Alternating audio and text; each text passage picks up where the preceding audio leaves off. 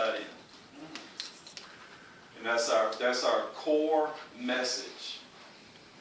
The world basically is living unconscious, and our goal is to get us to be conscious of the Word of God. The biggest trap that we have as Christians is becoming familiar with God.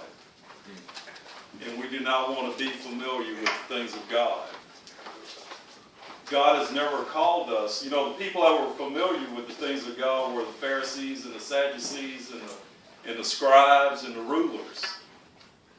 You know, even Paul was a very learned person.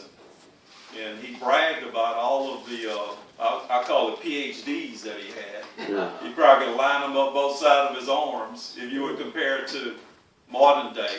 He was very well educated. But even Paul in the book of Acts was next to Stephen and was consenting to Stephen being stoned to death. Because with all of his knowledge, he still was unconscious to the real Christ. And the theme of piggybacking off of what Ben was sharing, the whole goal of what we're trying to achieve and what we will achieve is to plant the Word as a seed in people's hearts. We call ourselves Men of Faith, but we just had to give ourselves a title.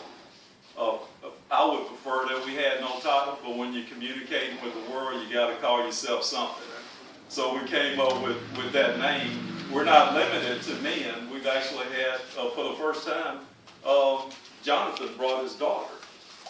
One of Jonathan's gentlemen in Austin, he brought his daughter to a meeting. So we encourage, it's not limited to gender. We want for men specifically to be encouraged because we know that they're the head of their homes. And God called Adam first, and then Eve was created when he put Adam to sleep from Adam, and he called her woman. She came from the womb of Adam. Life is moving by real fast. If you look at eternity and you do it mathematically, you couldn't even